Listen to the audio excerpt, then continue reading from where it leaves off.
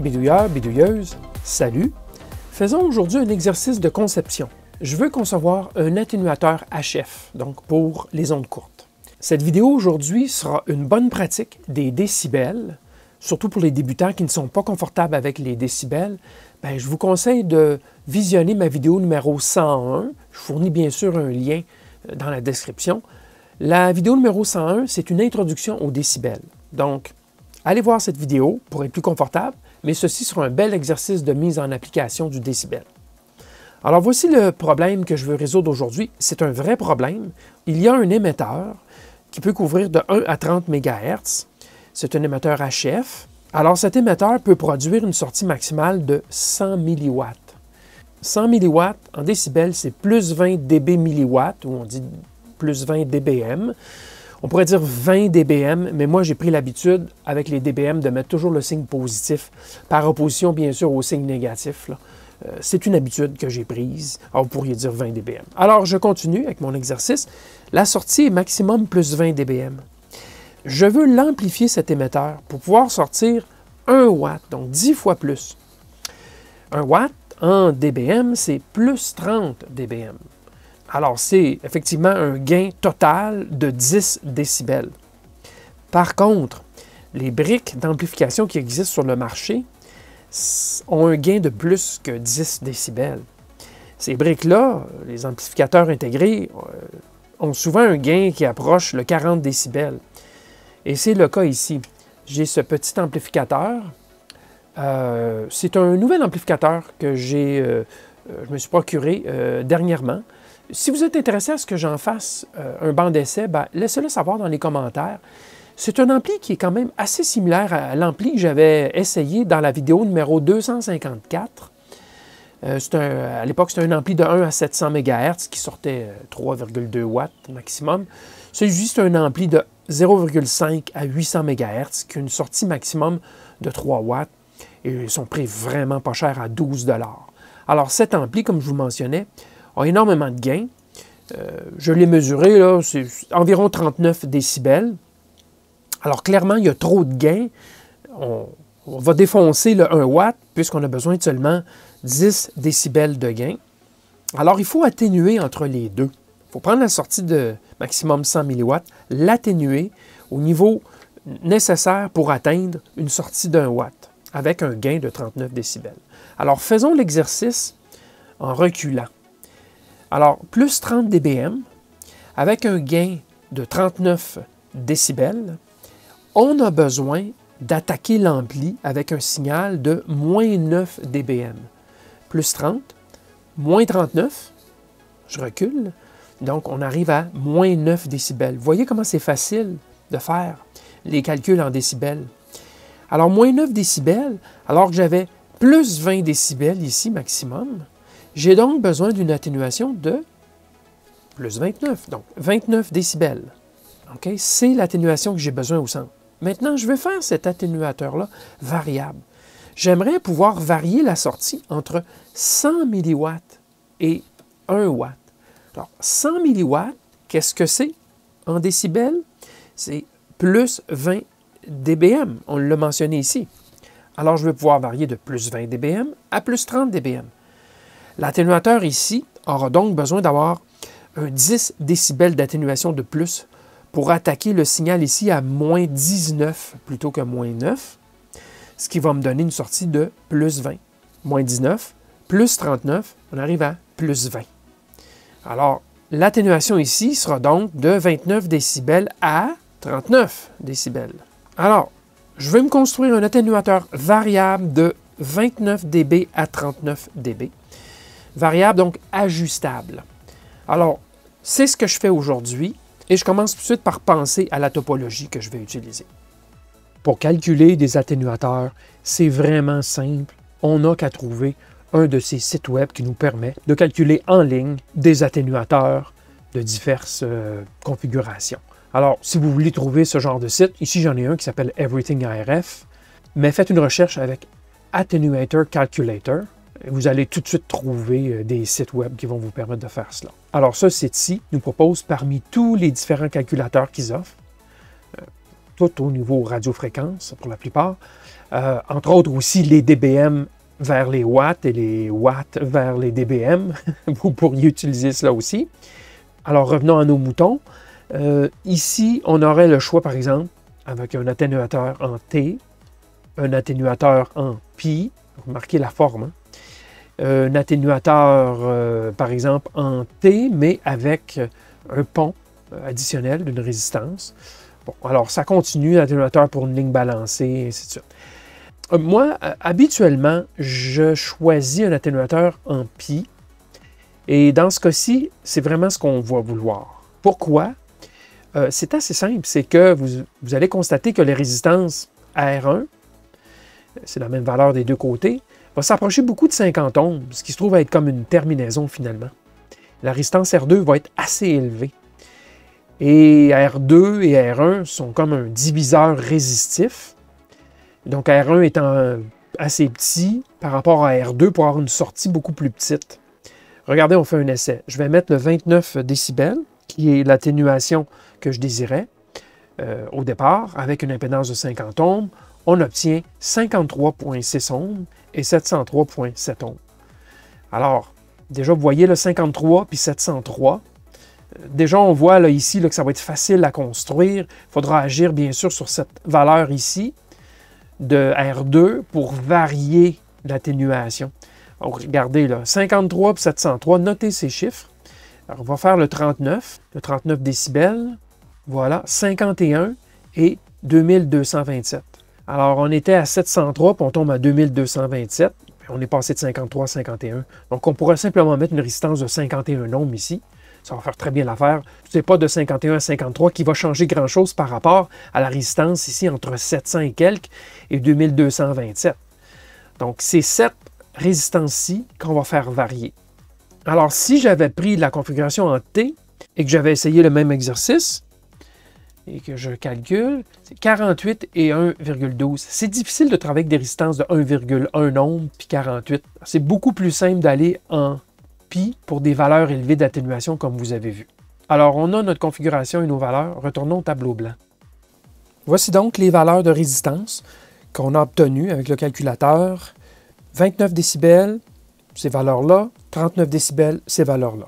Bon, alors on veut faire varier les résistances pour pouvoir varier notre atténuation entre 29 décibels et 39 décibels. Alors, comme je vous mentionnais, quand on regarde le 54 puis le 51, là, on pourra mettre 51, là, puis c'est pas 3 ohms qui va changer beaucoup le ratio d'atténuation quand on considère qu'on a 704 ohms dans un cas, puis on a 2227 ohms. C'est cette résistance-ci qui a le plus gros impact sur l'atténuation. Donc, définitivement qu'on peut laisser 51, on peut choisir 51 qui est une valeur commune. Alors, voici la deuxième configuration. Si on veut pouvoir varier, ben, on met 51 sur les résistances verticales à la masse. Et la résistance ici, ben, on va prendre les valeurs les plus communes possibles. En tout cas, disons, prenons 680 ohms, qui est une valeur proche là, dans la plage des 5 % de résistance, là, de tolérance.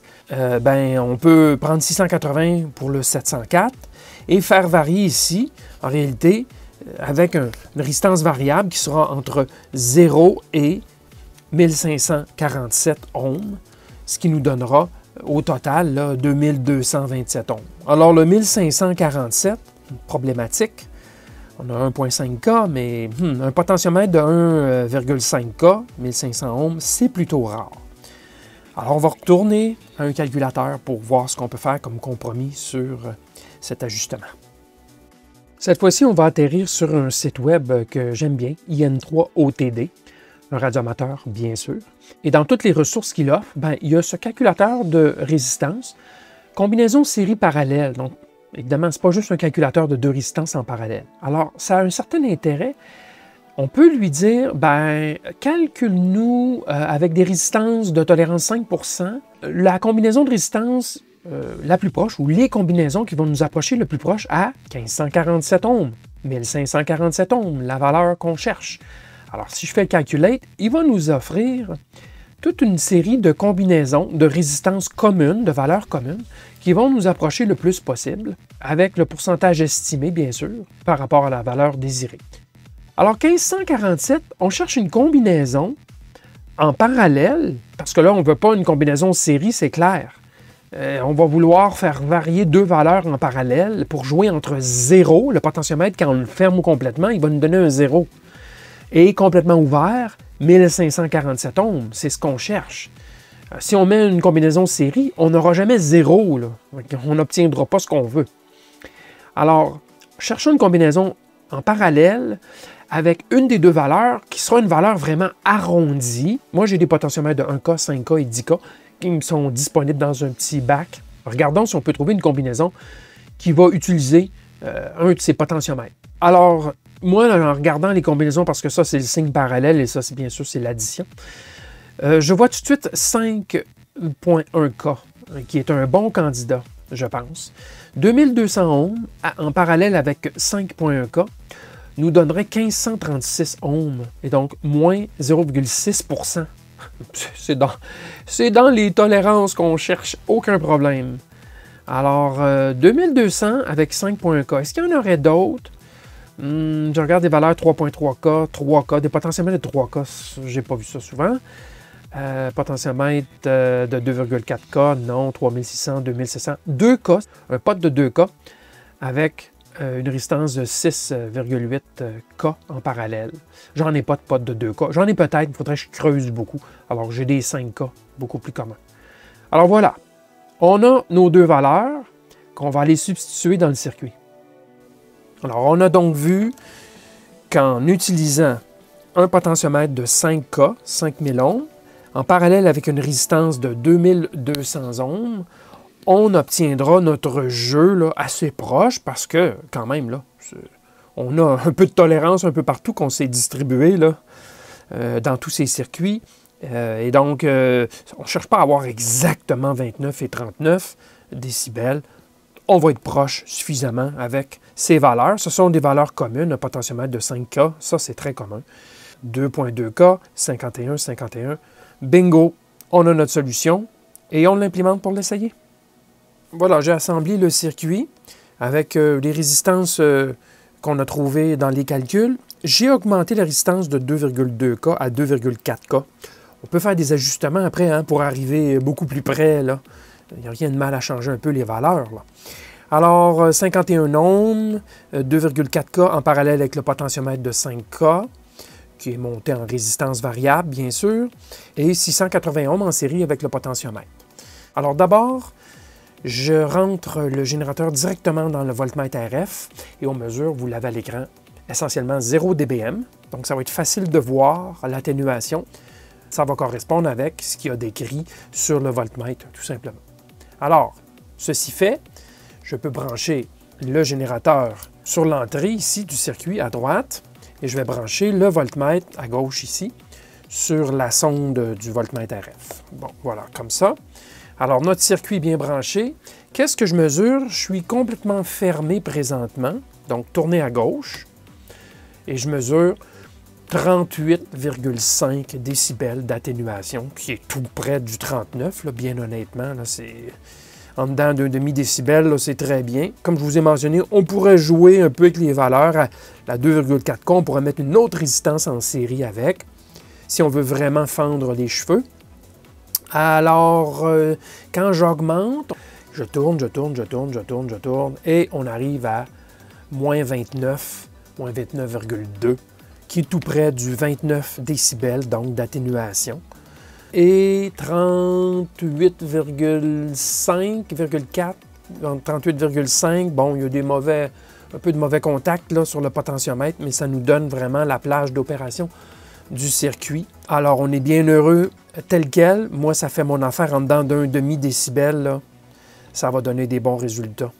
Maintenant, des résistances et un potentiomètre d'un demi-watt traversant, aucun problème. On est dans le HF ici, à moins de 30 MHz, donc il n'y a pas vraiment de problème à utiliser ce genre de composant. Bien sûr, je vais couper les broches plus courtes que celles-là ici sur la plaquette. C'est un assemblage qui est vraiment pire que ce que ça va être en réalité. Je vais même utiliser des connecteurs SMA pour faire ça tout petit. Alors, je transfère ça sur une plaquette. Voilà donc le projet assemblé dans une petite boîte. J'ai pris une boîte de plastique.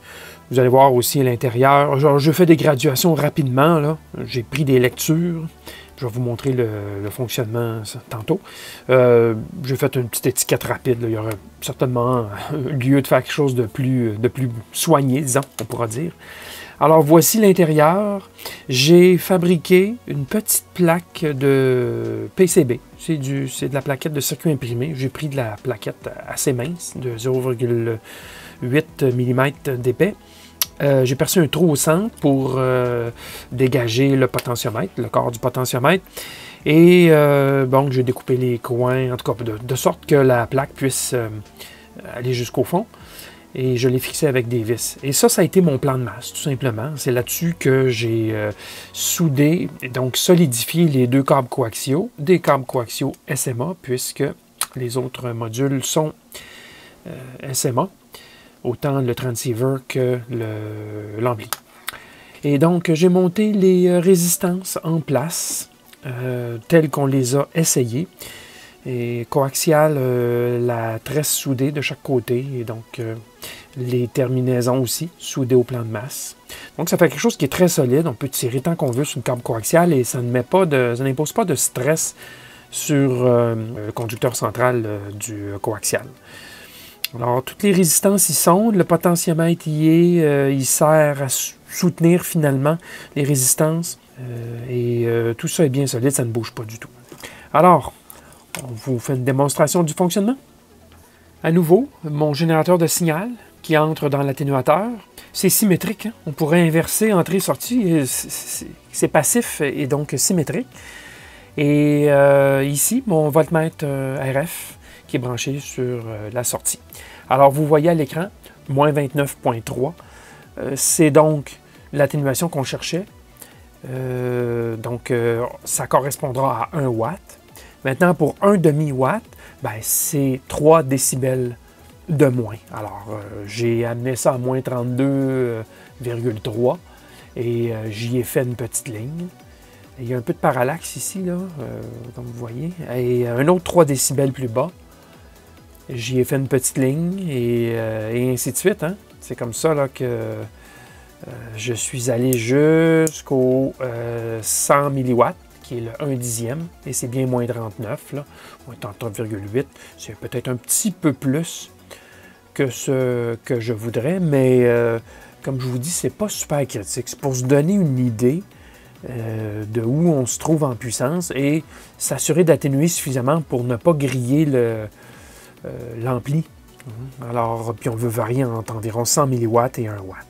Alors évidemment, comme vous voyez, on s'en doutait, ça n'allait pas être une graduation linéaire de 100 milliwatts à 1 watt, puisqu'on a un potentiomètre qui est en parallèle avec une autre résistance, et sa valeur était plus élevée que l'autre résistance. Donc on se doute bien qu'au départ, lorsque la valeur du potentiomètre, là, bon, on va dire c'est un rhéostat, c'est vraiment ce que c'est pas vraiment un potentiomètre, c'est pas un diviseur résistif, c'est bien juste une résistance variable, donc un rhéostat. Alors, le rhéostat, valeur élevée au départ, et plus on augmente, eh bien, plus son impact va se faire sentir sur l'autre résistance qui est une valeur plus basse. Alors, ça explique pourquoi l'échelle est un peu plus comprimée ici. Sinon, ben, ça rencontre les exigences. Voici quelques petites réflexions additionnelles. La conception de cet atténuateur a été possible parce que les valeurs d'atténuation requises étaient assez élevées, ce qui permettait d'utiliser l'atténuateur en pi, configuration pi, et une valeur de résistance élevée sur la barre horizontale du pi. Et donc, une valeur disponible là, sur des potentiomètres courants. Ceci dit, il est possible que la configuration en pi ne soit pas, d'un point de vue pratique, là, sélection de potentiomètre par exemple, la meilleure configuration pour la plage d'atténuation que l'on désire. Il faudra essayer d'autres configurations et choisir la meilleure, celle qui nous permettra de sélectionner un potentiomètre existant. Autre chose, le fonctionnement de tels atténuateurs suppose une impédance constante des deux côtés de l'atténuateur, impédance de sortie, impédance d'entrée. Dans le cas présent, on se trouve avec des amplis MMIC des deux côtés. De tels amplis offrent des impédances d'entrée et de sortie assez constantes, à 50 ohms, à peu de choses près. Si l'impédance varie dans le temps, les chiffres d'atténuation ne seront peut-être pas rencontrés. Maintenant, est-ce que j'aurais pu sélectionner une combinaison de résistance permettant un meilleur étalement de l'atténuation sur le potentiomètre, sur la devanture?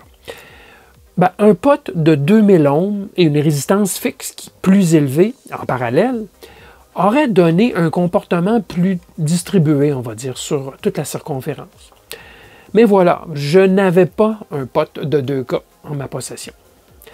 Alors, je vous ai montré une application spécifique, mais mon approche, bien sûr, peut s'appliquer à d'autres atténuateurs, et c'est pour cela que j'ai fait cette vidéo. J'espère qu'elle vous sera utile, particulièrement si vous êtes un débutant. On se revoit bientôt dans une autre vidéo. Merci et à la prochaine!